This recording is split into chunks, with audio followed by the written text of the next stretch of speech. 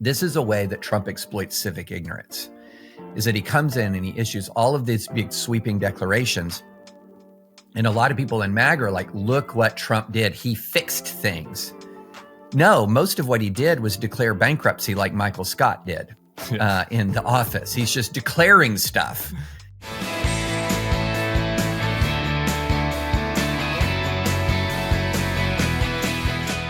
Hello and welcome to the Bulwark Podcast. I'm your host, Tim Miller. We've made it through week one.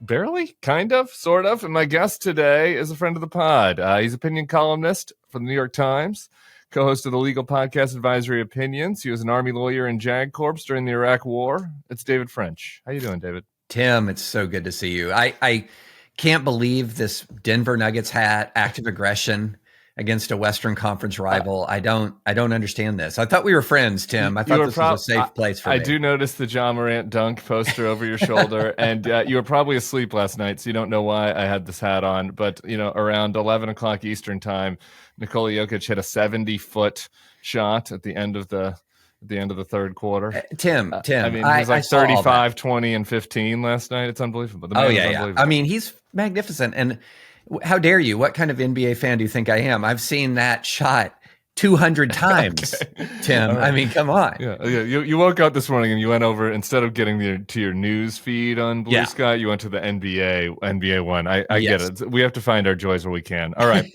Because what I'm transitioning to is not that joyful. Yeah. Your recent column, Donald Trump is running riot, begins thusly: I have never been more concerned about the rule of law in the United States. Was that hyperbole? Were you just was that an author's? You're trying to draw us in? No. I'm that's legitimately now. I will not say that it's the rule of law has never been in a worse place in the United States. I mean, we have had worse times in the past, but in my lifetime, so I was born in 1969. In my lifetime, which is entirely in the post-civil rights era, and my adult lifetime has been dominated by the post-Watergate reform era, good government reforms. And to see what we saw over the first week of the Trump presidency, and it was really two things specifically, Tim. It was the pardons of the January 6th rioters and the commutations of the most violent of them and the most seditious, combined with, and I don't think enough people are paying attention to this, quite frankly, the revocation of security clearances for John Bolton, Secretary Pompeo, and others. And so what that does, you have to look at these things as a package. You can't break these things out. What that said is, if you break the law on Trump's behalf, if you commit violence on Trump's behalf, if you harm police officers on Trump's behalf, you're good. You're good. Because the key of all of that wasn't violence. It wasn't rioting. It wasn't cracking heads of police officers. It was on Trump's behalf. So if you're operating on Trump's behalf, you're good. Now, if you oppose Trump, think about this. In 2022, a man was arrested for a member of the Iranian IRGC was arrested for a murder plot on John Bolton, and he's withdrawing protection. And keep in mind also, Tim, Iranians have been plotting to kill Trump. So he knows how dangerous Iranian plots are, and he's lifting protection from people he perceives to be his political enemies. That is extraordinarily chilling, If something happens to John Bolton, if something happens to him, in a just nation would immediately impeach and convict Trump for that. I mean, because this is nakedly political targeting of a political opponent. And so when you have a person who's willing to do that, willing to place his political opponents' lives at risk while pardoning people who engaged in gross acts of seditious violence against police officers on his behalf, what conclusion should we draw from that? To your point, I haven't even gotten to the Bolton revocation of security clearance on the pod. Like, it has been just kind of overwhelming. But put in that context, I think you recognize how important it was. And I was with Bolton in Austin at one of these, a Trib Fest, I guess it was. And I kind of had missed the story about the Iranian plot. And so I didn't understand, why his security was so intense there. Yeah. And so I got into it, and I was asking him and went and did the back research on it. I mean, this is not like, not to minimize any of this, but this is not like asshole leaves you a mean message on your phone, Right. type of threat. Like this was a Right. very legitimate threat targeting him. And Trump and Bolton didn't do anything to Trump. Did Bolton even support Harris in the election? I don't think so. It's just like said mean things on TV. Yeah, mean things on yeah, TV, exactly. which is all right. You know, Yeah. and that's insane. And Pompeo has hardly been leading the anti-Trump charge since Trump lost in 2020. I mean, the level of vindictiveness this man has it's remarkable.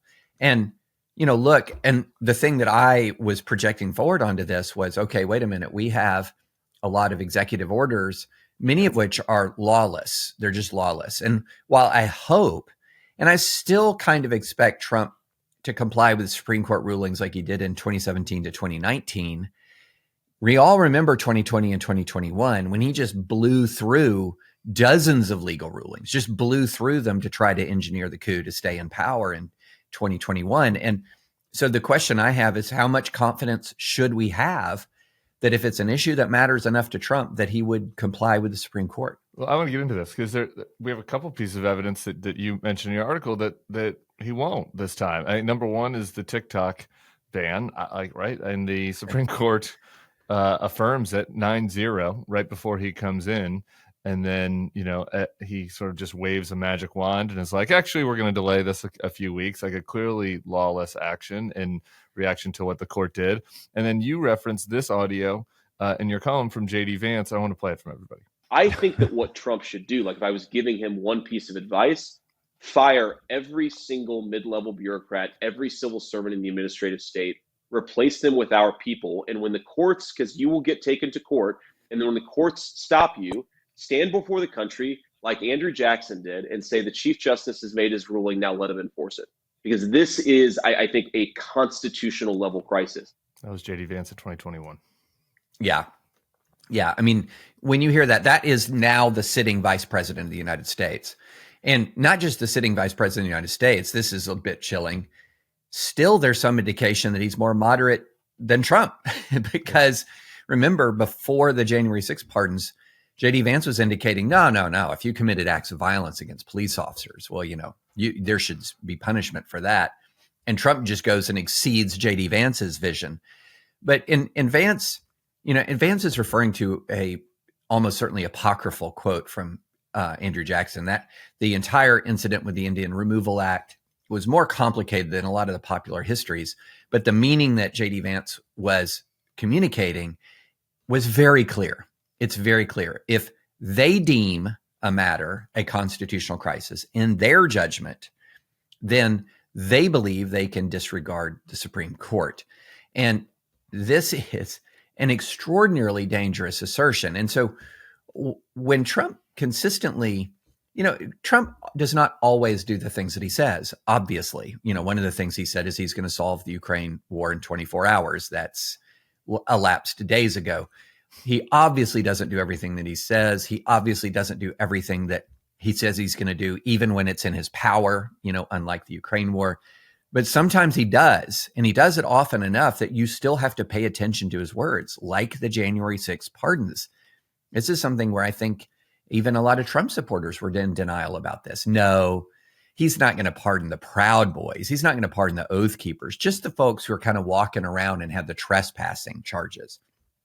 But how many times did he have to call them hostages before you believed what his intentions were?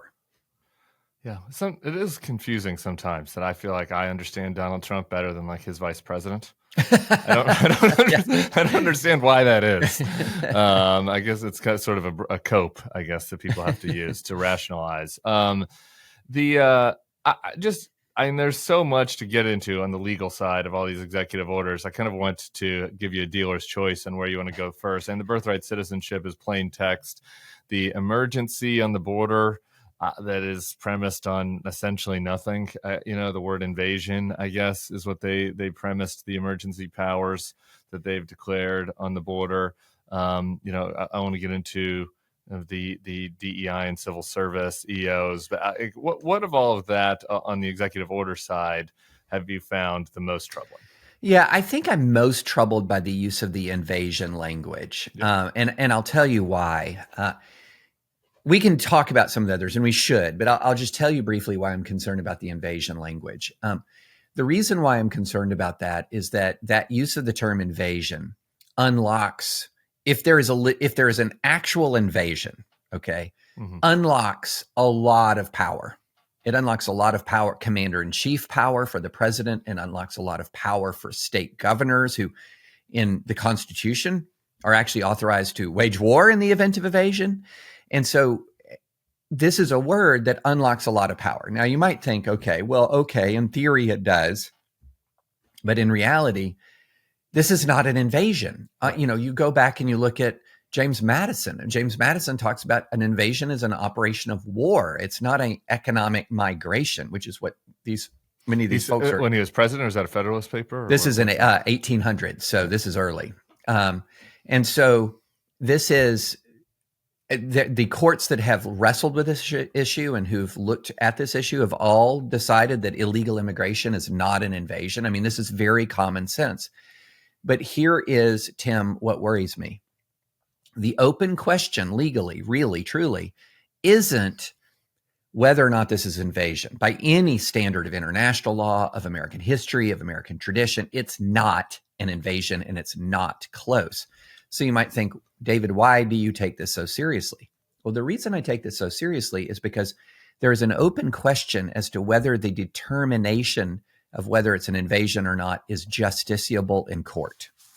In other words, historically, when it comes to national security, the court has delegated a lot of these determinations to the political branches. That's why you've, for example, never seen the Supreme Court say, enjoin the Korean War, because there wasn't a declaration of war. They leave that to the political branches. And so one of the live questions is, even if the court believes it's not an invasion, would they issue a determination to that effect, or would they treat it like other national security decisions and leave it to the political branches?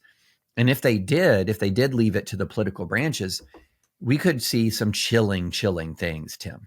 Like such as? Well, once you've unlocked war powers, because again, we're talking about war powers here, right? Then you're talking about the elimination of due process. You're talking about the use and deployment of military grade force. Now, there are some people in hyper MAGA, ultra MAGA, who are like, fine, call in an airstrike on a convoy. They don't care. But just think of the unrestrained power that exists when you unlock war powers. You're not in a traditional world of law enforcement at that time. And so you combine war powers with the Insurrection Act, which gives the president really at his discretion the ability to call out active duty troops or to federalize the National Guard and put them under his command for domestic purposes. That creates a situation where he could deploy the military in ways that we've not previously seen. Yeah, and just listening to you talk about this, I kind of haven't thought through it all that deeply. But when I'm looking at the Supreme Court right now, there's kind of a left progressive view that's like, well, these guys are going to do whatever Trump wants, right? Which there's not a ton of evidence for. They've certainly been very more friendly to Trump in some controversial rulings, and there are certain reasons to be critical of some of the rulings, particularly related to immunity. But I do think that the instinct that they're not going to want to pick fights with him unless they have to.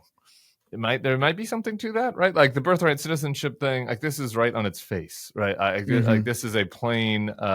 This is the Supreme Court is going to decide that. Yeah. I mean, it's just this is basically the Trump administration saying we reject the plain reading, the plain text of the 14th Amendment. Given what you just said about this situation, right? It is a little harder to kind of imagine them intervening with regards to the border security powers.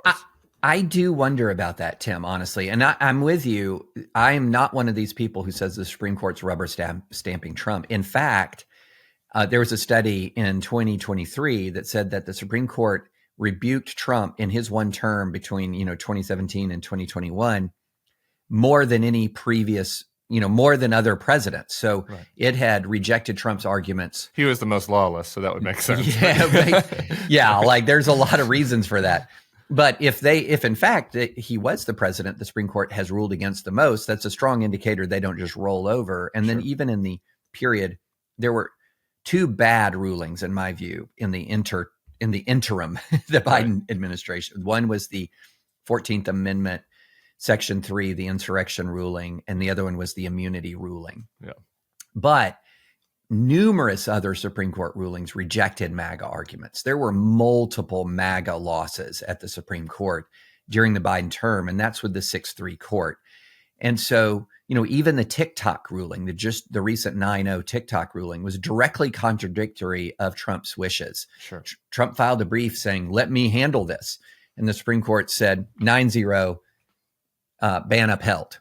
And now that ban the Supreme Court ruling didn't compel Trump to enforce the ban. That wasn't part of the Supreme Court's ruling, but it upheld the ban, and that's directly contrary to Trump's position. So I'm with you, Tim. I do believe they're going to check Trump in a number of ways. It's just that Trump is going to be so freaking relentless in his lawlessness that we can't count on the Supreme Court to check him every time. And one of the areas where I do have worries is this invasion language. While we're talking about immigration, there's another story yesterday. This is a statement from the mayor of Newark. This is all alleged based on what the local government officials are saying, but ICE agents raided a local establishment detaining undocumented residents as well as citizens without producing a warrant. One of the detainees is a U.S. military veteran who had the legitimacy of his military documentation questioned. This is the mayor saying that this is an egregious act in plain violation of the 14th Amendment of the U.S. Constitution, which guarantees the right of people to be secure in their persons, houses, papers, and effects against unreasonable searches and seizures.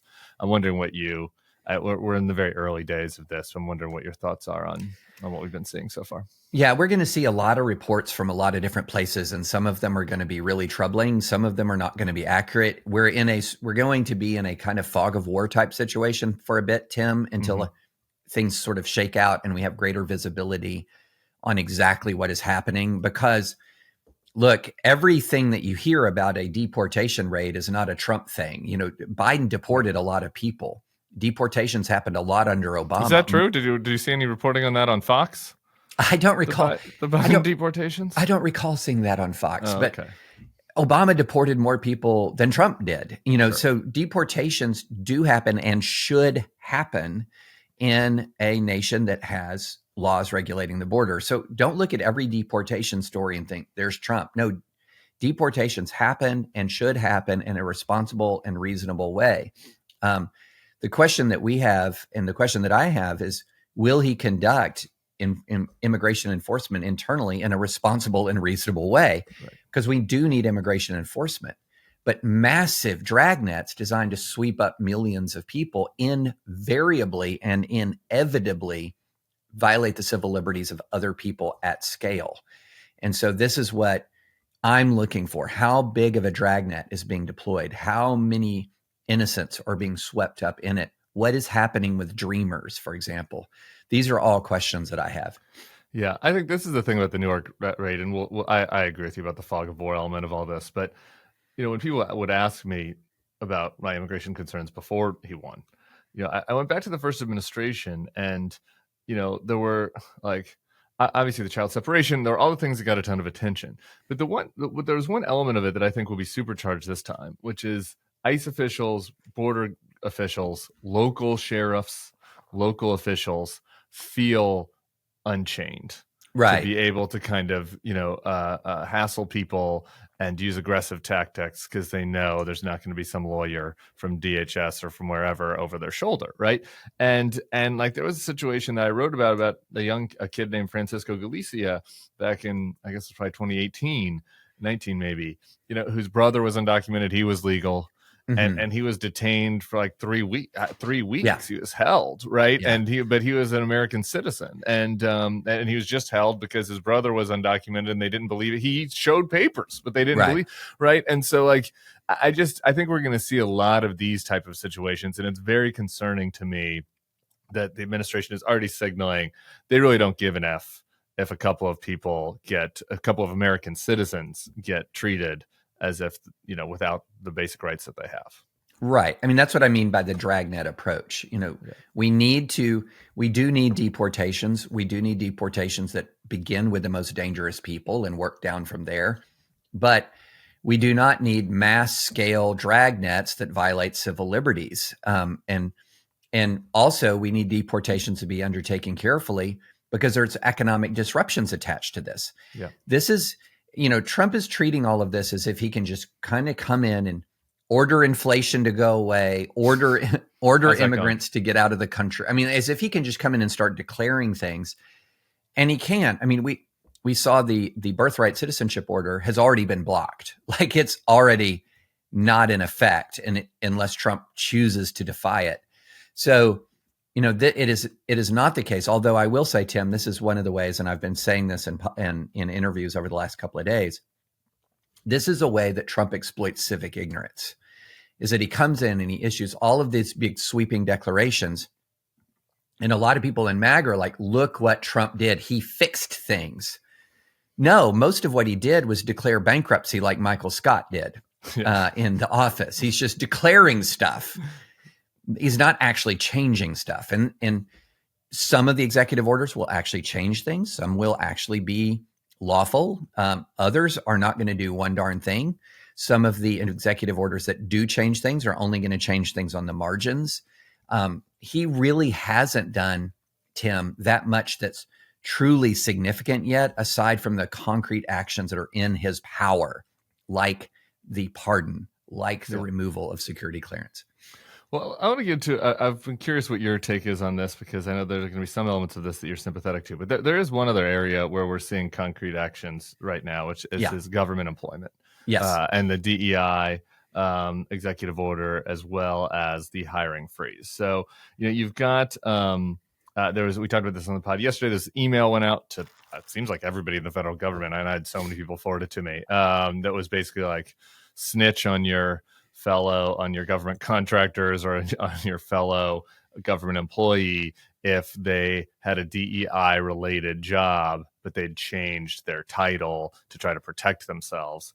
We had Dan Crenshaw, congressman from Texas, yesterday, tweets out a picture of Lisa Boykin, a Black woman who is the chief diversity officer for ATF. I guess she'd changed her title on the website to senior executive, and Dan Crenshaw screenshots that with "nice try, got to be more creative than that." I guess he would like to see this woman fired. So I'm wondering what your thoughts are on the approach on the DEI, and then I'm going to get in the hiring freeze next. Yeah, so I have really mixed feelings about this, Tim, because there is no question that elements of DEI have been, in higher education, in the government, have been toxic and destructive and unlawful in their own ways by creating race-based classifications of employees that contradict the Constitution, contradict Supreme Court law, case law.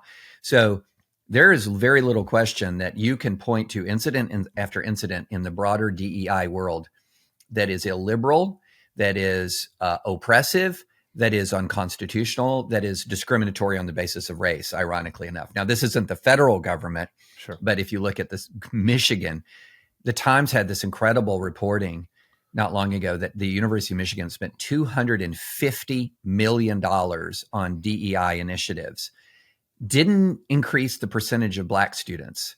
And then it was so incompetently done that when October 7 kicked off, the Biden administration had to come in and rebuke Michigan for failing to uphold its Title VI requirements with Jewish students. So you spend $250 million, and what you get out of it is no improvement in Black enrollment and a lot of anti-Semitism. That is unacceptable. So there are elements of DEI that are absolutely toxic. There is no question. But at the same time, there are elements of DEI that I don't think that are not only not toxic, but I think important and prudent for a country that is wrestling with centuries of racial discrimination. So, for example, I was talking to somebody the other day who said, all DEI is horrible. And I said, okay, wait a minute. I hear you on the race discrimination. I hear you on, say, for example, discrimination against Asian Americans in higher education to really in a way that just ended up making more room for white students a lot of the time. I hear you on that. But what about, say, the Texas 10% rule that says if you graduate in the top 10% of your class in high school in Texas, you can go to a Texas public school? And the person thought about that for a minute. He said, that sounds good. I said, that's a DEI initiative. Okay. It's just one that's lawful and much more prudent than blunt race-based classification. And so there is a difference between bad diversity efforts and good and necessary and proper diversity efforts.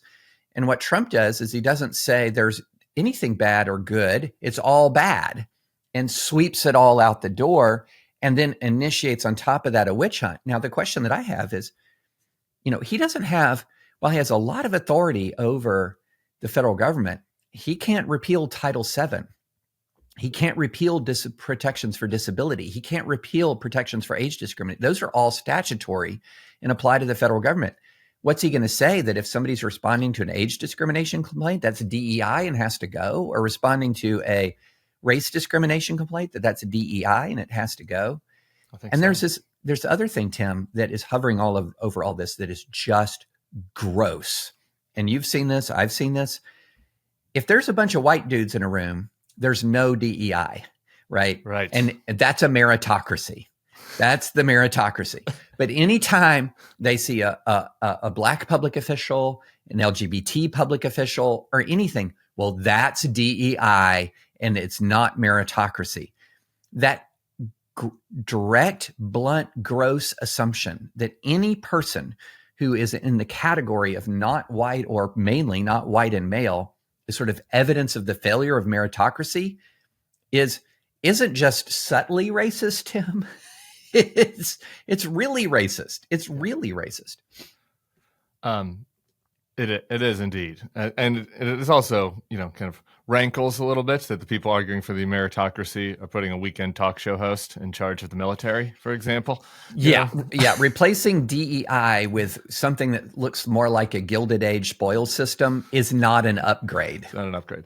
And also the Dan Crenshaw thing, it's impossible to imagine a situation where a conservative got targeted by the left over something political, right? Or somebody, I don't know, there was like a vax mandate or something, and there's a white guy in the military that was getting pushed out, that you could imagine Dan Crenshaw posting a screenshot of a picture of like a white conservative guy and being like, nice try, buddy, you're out. Like, you know what I mean? Like the whole thing, like just the attitude to it, the cruelty, right? The fact that like we're targeting these officials without any knowledge. Like, he doesn't know Lisa Boykin. He doesn't know what her job was. Maybe her job was frivolous. I don't know. There are some frivolous jobs in the government, right? Yeah. There are a lot of frivolous jobs that white guys have in the government, or sure, in public affairs, or frivolous jobs in the military, right? Like, just this blanket sense that if you're like working on diversity or inclusiveness, that you're bad, you can be mocked, you can get a pile on. I as a congressman can start a pile on you on the internet. It's gross and disgusting, and particularly in these law enforcement areas. Again, I'm not for quotas, but like there is some advantage to saying, hey, as the FBI, we probably should be making sure we're bringing in people from Black communities and people from Muslim communities, and like people that can source up, right? There is some value to this, right? Like to this program. Like, you can't just say across the board everybody's fired, right? And you can't. What we're beginning to get to, Tim, is this point where there was a broad agreement. You would have really from center left over to center right to definitely right, that there were problems in the DEI superstructure. I think there's a lot of agreement on that point. You're going to get people who voted for Kamala Harris who are going to say that. You're going to get a lot of people who are going to say that. But then that is a different thing than saying diversity efforts, period, of any kind, are out, are done. And including, what is it? Is it DEI if, for example, you're going, let's say you have the same standard for everybody, but is it DEI to go and affirmatively recruit in historically Black colleges and universities? Is that DEI? Yes. Yeah. I mean, to these guys it is for sure. Right, exactly. That's what I'm talking about, because essentially their vision of meritocracy is really, I see lots of white faces. Yeah. they then start to worry if there's no meritocracy, if it's not all a bunch of white faces.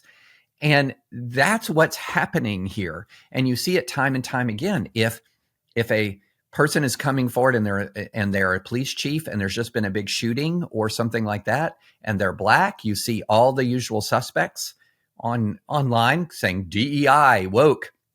But if it's a white person getting up there, crickets, silence, because that's the default acceptable evidence of meritocracy.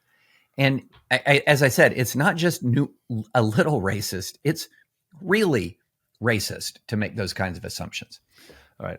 One more that I think that temperamentally both of us are probably sympathetic to, which is there should be a hiring freeze at the government, or that that there are too many employees in the federal government. There should be ways to make the federal government more efficient. But the EO that this administration has put in the first week is a blanket hiring freeze for every job except for military and border enforcement. On yesterday's pod, I read about a MAGA supporter whose wife was planning for his wife to get a job, I think as a nurse at the VA, who said that the job offer was revoked.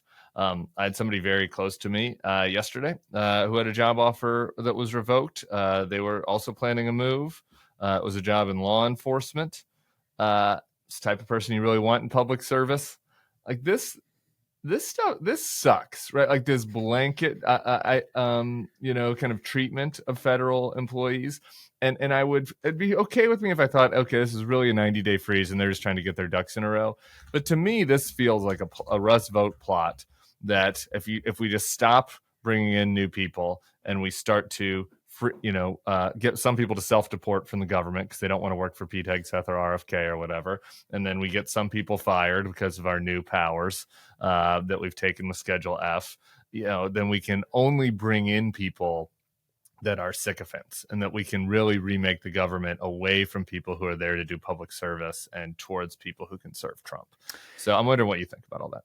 Yeah, I mean, look, again, you said it well. I mean, on the idea that there are some limitations to the growth of the government or targeted hiring freezes. Sure. Yeah, that's something that intelligent hiring freezes, intelligent pauses, I would absolutely be in favor of. There is bloat in the government, but to actually do something about it in a way that's constructive requires nuance, requires knowledge, requires understanding that some jobs are really, truly important, have to be filled. Some jobs are redundant and don't necessarily need to exist.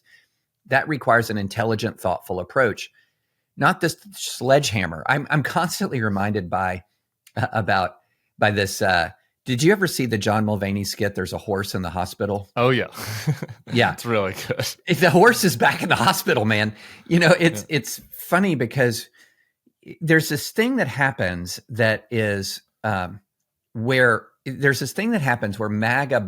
MAGA really has boxed in a lot of people who are critics of the status quo, but realize that MAGA is the wrong answer for it. So in other words, if you say the government is too large and inefficient, well, then why aren't you supporting MAGA? Well, because that MAGA answer to that would make the problem worse. Right. We have to be careful to sort of say, well, I'm not defending the status quo. There are things that need to be done in the government, or there are things that need to be done about DEI, but this is not the answer.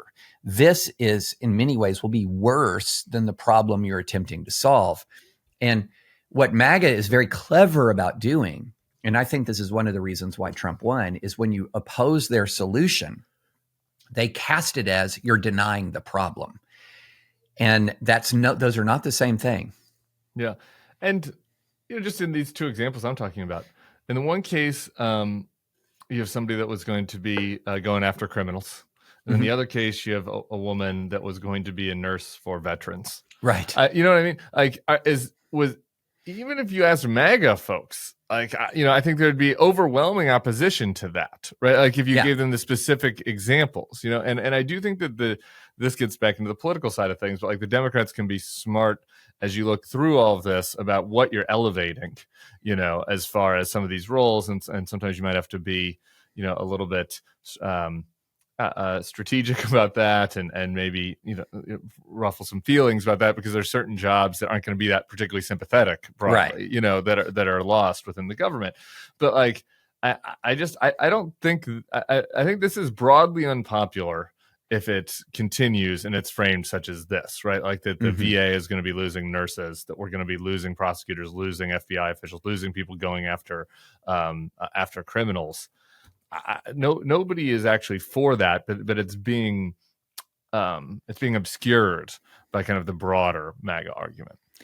Well, and another thing, when you think about why did Trump win, it is not what he's doing right now is fan service for MAGA. Right. This is everything MAGA dreams about. This is Twitter's fever dream right now. This is Trump. David French is crying. That's just bathing in our tears, Tim. Whatever. Anytime that David French is like, that's unconstitutional, that's a win. That's a win. They're just swimming in our tears and loving it. So this is all MAGA fan service. But this is not why Trump won. If you looked at I think it's fascinating the difference between Trump's rallies and Trump's commercials.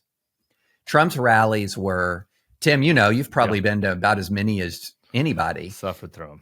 It is like going to Comic-Con where it's all of the extended universe grievances, right? It's just all of the MAGA grievances. The lovers' texts, We're going back to everything. It's wild. And then the commercials, low inflation, low unemployment, And so to the big, huge public, he is broadcasting sort of good government.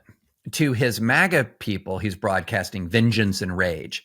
So the first few days have been vengeance and rage, but he's going to have to deliver on these other things. And what I don't think MAGA understands or cares about, to be honest, is a lot of the things that he does in service of vengeance and rage are actually going to inhibit his ability to do that bigger job for which he was elected.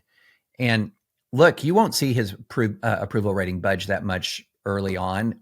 There's just massive amounts of, people check out. If you took 100 people off the street and asked them about the pardons and they're honest, let's say they're on truth serum, how many do you think have even heard about the pardons? Who knows, 40%. 40% maybe on the high end, right? Yeah. So it takes a while for this stuff to kind of go through the system. But a lot of what he's doing right now by selecting incompetent people, implementing big sledgehammer policies when scalpels are necessary, all of that's going to inhibit his ability to do the main job. And there will be a price to be paid for that. All right. I have one more serious policy I want to talk about, then we can do a little bit of silliness. There's a lot of both happening. There's a lot of things that are alarming and a lot of things that are silly happening in the first week. But you mentioned earlier that the Ukraine war has not ended within the first 24 hours of the Trump administration. But there have been some developments. Trump sent out a bleat basically threatening to tariff Russia if they did not ultimate stop. Weapon. Yeah. When in doubt, threaten the tariff. JVL put this in his newsletter yesterday, and it's like, if you wonder how much power tariff threats have from the U.S. over Russia, go around your house and try to find something that says "Made in Russia" on it. Right. So anyway, Russia brushed off the tariff threats from Trump, saying we do not see any particularly new elements here. That Trump, in the first iteration of his presidency, most often resorted to sanctions methods. He likes these methods, or at least he liked them. This is Peskov, and so we'll follow it closely. But it's not changing their stance. And they basically said they have at least a year's worth of materials going forward, according to a Wall Street Journal report this morning. So I think that we might be at a bluff calling point here. Yeah. And the interesting thing about Trump is, I'll say this, the people that are the Trump people make this argument like he's so crazy. You don't know what he's going to do. And that actually helps him because on the world stage, some bad actors don't call his bluff. And that maybe there's something to that. Maybe there's not. I don't know. But he didn't have his bluff called a lot the first time around. And it does seem like there's going to be a different, a different attitude towards him this time. The way I would put it is I think that the world does not view Trump as unpredictable any longer. They view him as manipulable. Yeah.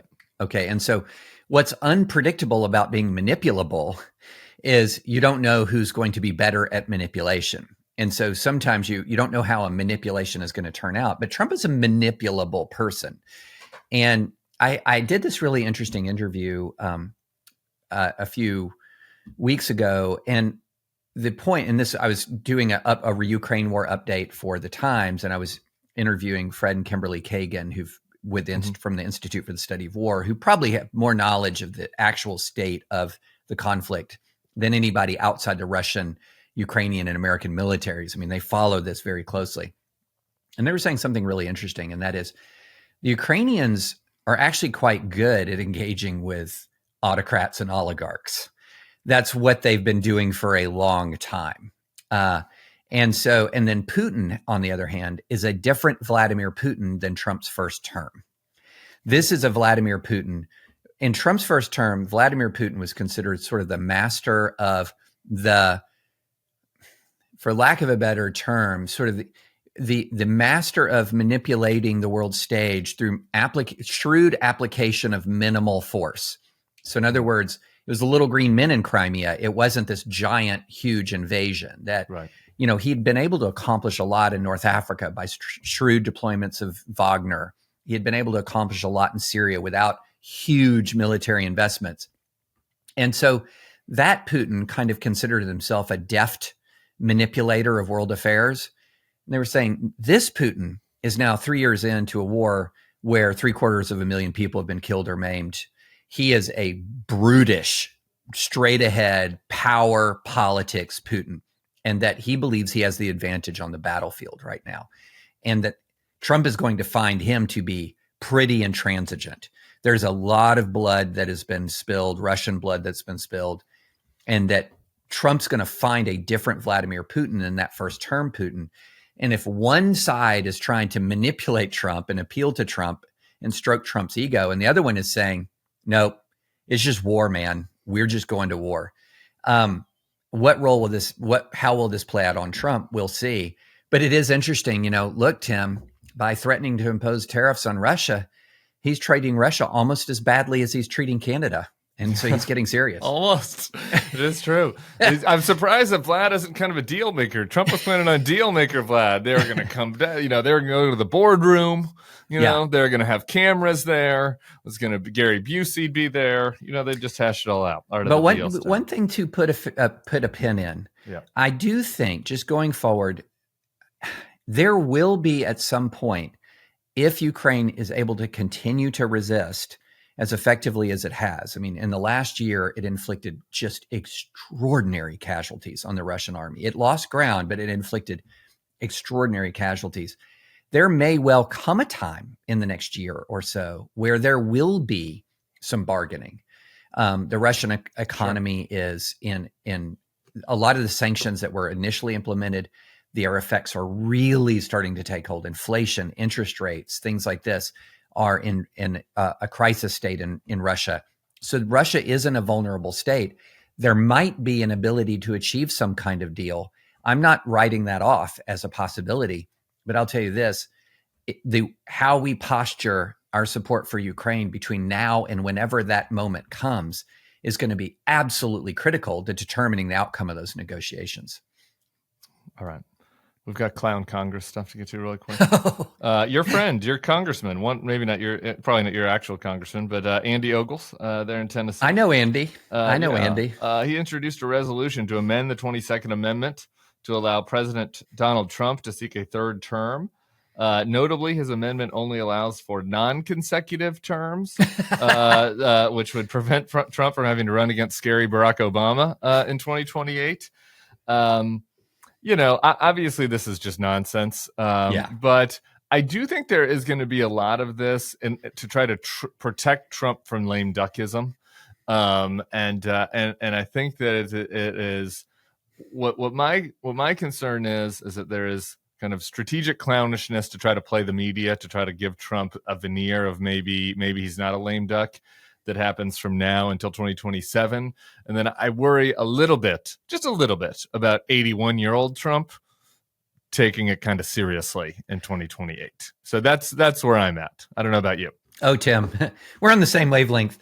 I think that what we're mainly dealing with here isn't 9-dimensional chess. It's just, hey, look, I have more influence. I have a greater access.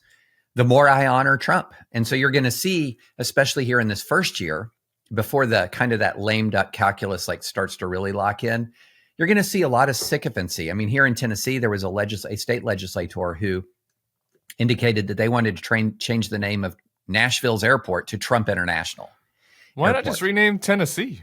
Oh, yeah. Tennessee feels like a woke name. Is that an Indian name of some kind? Absolutely. Why not call it Trump? Trumpistan. Trumpsy. Trumpasy. Yeah. So some of it's just pure sycophancy for that to be in the room where it happens. But you do raise the really interesting point, because I was just saying to a friend of mine yesterday, a lot of people in Washington are very, very, very independently ambitious. And for right now, all of the incentives, if you're independently ambitious, are just to genuflect before the throne of Trump. Yeah. But soon enough, it's going to sink into people that Trump's done in 2028.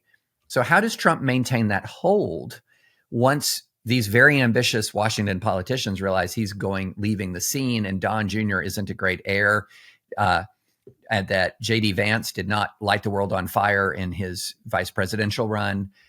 They're going to see an opening for themselves. And as you were saying, one way to try to combat that lame duckism is to try to create the illusion that Trump won't really be over. So, you might hear things like, we're going to amend the Constitution. That's the Ogles. Or, well, we'll run Vance Trump. Right. And then have Vance step aside. Right. Those kinds of things. You'll hear that and none of it's serious. It's all frivolous. It's all ridiculous.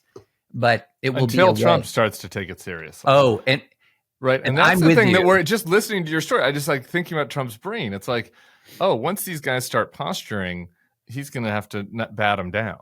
Oh, and this is one way to bat him down. And then he starts to convince himself of it.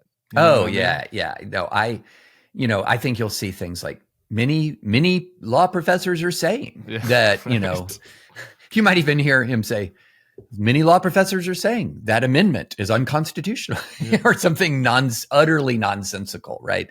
But I'm with you. I think he'll float it, he'll entertain it, and maybe, as you were saying, an 81, 82-year-old Trump will indulge it, but it is legally, constitutionally frivolous.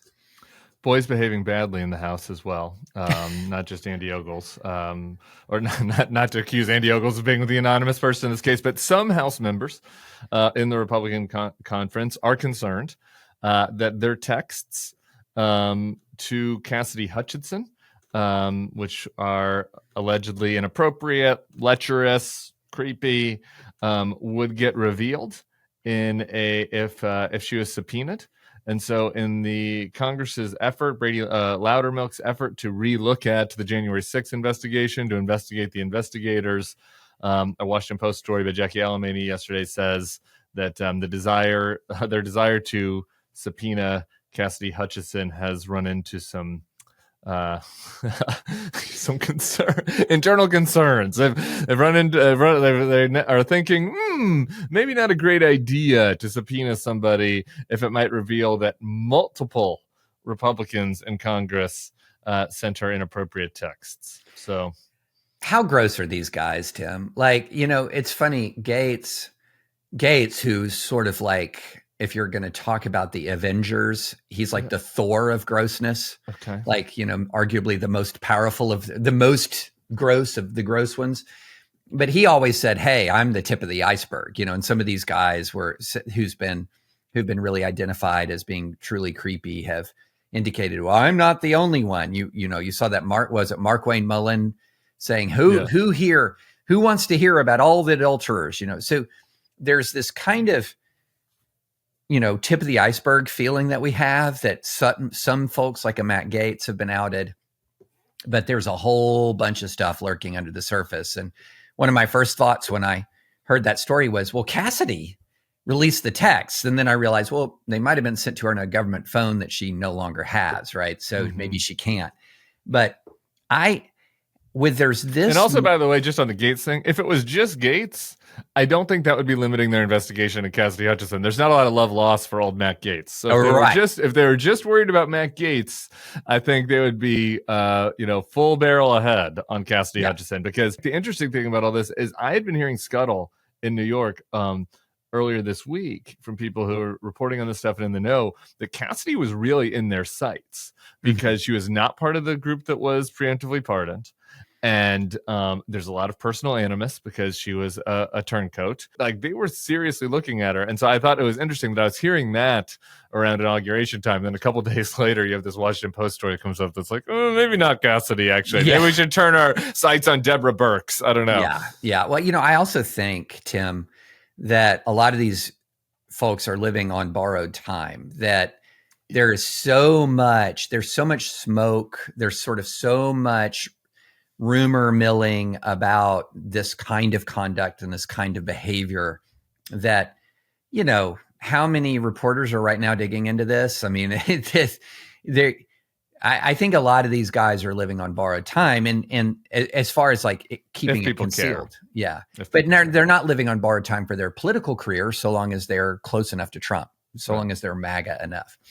One more person on this regard, you had in your newsletter, I just had to mention this briefly, Ken Paxton, Attorney General of Texas, speaking of Christian kind of behavior from our leaders, has asked the Texas Supreme Court to reject the idea that serving vulnerable migrants is free exercise of the Christian faith. Yep. This case, Tim, wild. There's a migrant shelter in El Paso called the Annunciation House. And for years and years and years, it has housed undocumented immigrants, asylum seekers, provided them with food, clothing, shelter, doesn't hide them from law enforcement. In fact, the shelter is in daily communication with federal immigration officials. Federal immigration officials will send migrants to the Annunciation House to stay for shelter. And Paxton's people showed up one day with a subpoena and said, you have to let us in immediately to examine your records. And they're accusing them of operating an illegal stash house or harboring illegal aliens unlawfully under Texas law. And the Annunciation House was like, whoa, give us 24 hours to look at the subpoena and examine our legal options. And so when they look at the subpoena, they realize it's overbroad and they go to court to clarify and narrow the subpoena. And as soon as they do, Paxton tries to revoke their charter to do business. So in other words, he tries to extinguish the organization entirely. And this goes, the trial judge says, nope. Paxton appeals to the Texas Supreme Court. And the Annunciation House quite rightly says, whoa, we have a religious free exercise right that is protected under the Texas Religious Freedom Restoration Act to engage in our Christian ministry. And Paxton files a document with the Texas Supreme Court that says this isn't religious free exercise. They're not doing mass. They're not taking confession, as if serving the poor isn't Christian religious free exercise. What are we doing here? I mean, this is one of the most ancient forms of religious free exercise. It predates the Christian faith even. Sorry, David. If you don't have the Trump Bible, then it is not any more Christian free exercise. Or one more legal thing I wanted to pick your brain on. I was seeing in my Twitter feed, I was getting random replies from people during the whole interregnum that was like, Biden should declare the Equal Rights Amendment in the Constitution. And I was like, I was like, what the hell is this? Like, I don't even understand. Like, what is happening here? And then he did it. And it was like 5 days later, it's like, we have a 28th Amendment. Like, no, we don't. I just didn't. I never took it seriously enough to actually learn what happened. And so I thought that you might just tell me briefly what the fuck happened. Yeah. Oh, I almost made the whole podcast without cussing. I try not to cuss for David French. Go ahead. Tim, come on. So this is such a mess. So when the ERA was originally proposed, Congress gave it a time limit. I can't remember exactly the year. It might have been 1982 for a sufficient number of states to ratify the ERA. That did not occur. And so the ERA was dead. It did not get the sufficient number of states to vote by 1982. But everyone forgets about it. People move on with their lives. There is no ERA. But there was a small group of people who said, wait a minute, can Congress really do that? Can it really do a time limit? Is that something that Congress can do? I don't think so. So they started to kind of continue to press the ERA. And I can't remember which state it was, but there was a ratification recently that if you had zero time limit on it at all, if it was just however long to get, then it would have the necessary cross that threshold. And so there were some folks who believed that that meant the ERA was in force and effect. But no, the time limit, 1982 time limit still applies. So in the closing days, Biden, I don't know how, why, what was going through his mind, essentially decides, well, I can decide that the time limit doesn't apply and I can declare an amendment. Time limits not applying were kind of central to the Biden term, actually. Really. And so, time like doesn't apply to me. Like the archivist and, the people actually, would print the 28th Amendment, whatever. Everyone's looking at him going, what are you doing? And look, Tim, I thought this was disappointing from Biden, absurd from Biden. But at this point, he's in a YOLO phase right now that is weird and destructive. What was particularly disappointing, kind of like a bucket list, I think. Yeah. What was particularly disappointing to me was lots of people in groups sort of in that online progressive world who absolutely know better. We're going, yay, we have the this is a win. What on earth? This takes us to my final thing. I can explain that to you. These people are very sad and really going through it emotionally.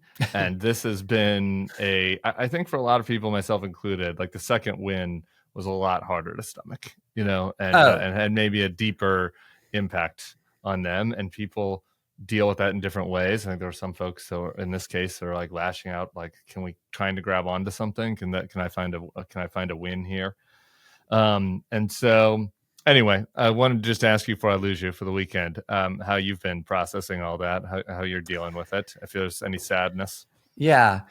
I think I hit my sadness well before the election. By the time of the election, I was, I was teaching my class at Lipscomb, and I remember on election night, I Tuesday class, I was walking out right before the polls closed, and my class said, "Who do you think's going to win?" Because I'd asked them. Yeah. And they were pretty evenly split. I had 21 students in the class. 11 said Trump would win. 10 said Harris would win. And I said, "Oh, I think Trump's winning." I think there was only maybe 2 or 3 days in the whole cycle that I thought Harris had a real chance. But by that point, Dan Seltzer tricked me. I was telling everybody I think Trump is going to win up until that last weekend. And I was like, maybe I'm missing something. Maybe I'm missing something with women. And but I just had a sort of a bleak view, and I think I went through my lamentation in the Biden presidency when I was sort of thinking through the arc of American history and how Americans have demonstrated that, okay, while overall, if you look from 1776 to 2025, America's a much, much better place in 2025 than it was in 1776. It's not close. Sure. But we've had decades of regression sometimes. We will go through periods of regression that are prolonged and serious. I mean, think about what happened in the United States between 1877 and the Compromise of 1877 that ended Reconstruction, and 1964 in the Civil Rights Act. That is a long period of regression after the hopefulness of Reconstruction. So I just realized Americans can go off course for a while. And while I don't have quite as bleak a view of Americans as JVL, I don't think we are a uniquely special people. I think we have a lot of special institutions and we have a lot of special values that we try to use to define our nation, but we're made from the same human clay as any other country, any other place. So why would we think that Americans are uniquely invulnerable to demagogues? Why would we think that Americans are uniquely not vulnerable to years and maybe even a decade or two of real backsliding and real xenophobia and bigotry? because we've seen it happen before in American history. So I'm not making you feel better, Tim, but no, I'm trying to make I'm trying to get you to make me feel better, but maybe Yeah. not. But I'm looking for counselor minister French, Okay, Well- I'm with you. I've been saying I was on I forget which, maybe one of the more progressive pods. I was a guest, and I was saying to them, I said, my advice to you is, my small c conservative nature, is that maybe you have to readjust how you look at everything, and instead of thinking this is a period where there's going to be a lot of progress, there's thinking about this as a period where there's a conservation effort to conserve not good things and institutions. But that's like kind of bleak. Like how It do is you bleak. process thinking about your fellow man like that, and how to engage in what we do in a way that is fulfilling? Well, nothing that has occurred has surprised me, given my pre-existing view of human nature. Yeah. So I'm not surprised truly by any of this, but I will say there is purpose. And can I just be a nerd for a minute, Tim? Please.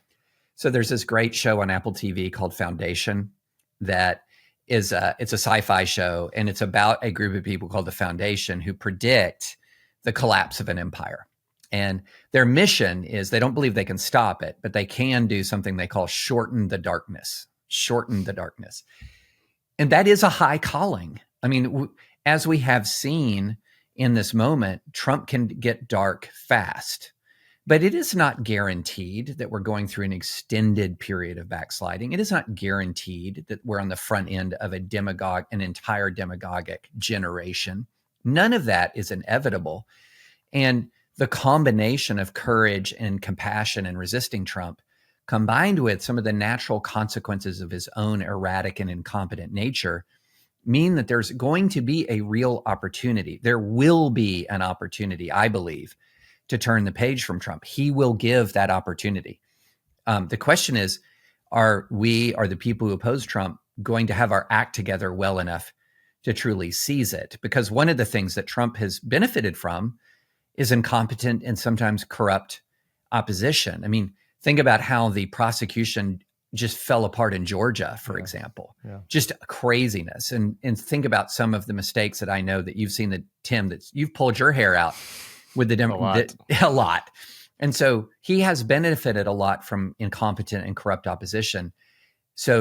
But he will give us an opportunity. He will give his opponents an opportunity to turn the page. And it really is going to be up to his opponents to present a vision, to sell a vision of to Americans that's different. And finally, the one thing I would say is he's at a high watermark now, Tim. Yeah. When I was researching my book several years ago, I went through and I looked at post-election rhetoric from politicians and political movements after every one of our alleged realignments over the last 20 years. There's always this period of extreme triumphalism. In 2004, Karl Rove, and I mean, remember that, this is a permanent majority. And then 2006 happens. 2012, it's the coalition of the ascendant. Yeah. And then 2014 and 2016 happen. I mean, we just have this constantly in recent American history, this flip flop back and forth of power. And I think the Trump folks are deluding themselves if they think that they have triggered some sort of permanent realignment here. Shorten the darkness. Shorten the darkness. That gives me something to hold on to over the weekend. I appreciate that, David French. Thanks as always for coming on and for sharing your time with us, and I hope you'll come back soon. Thanks so much, Tim. I always enjoy chatting with you. All right. Everybody else, we'll be back Monday with Bill Crystal. We'll see you all then. Peace.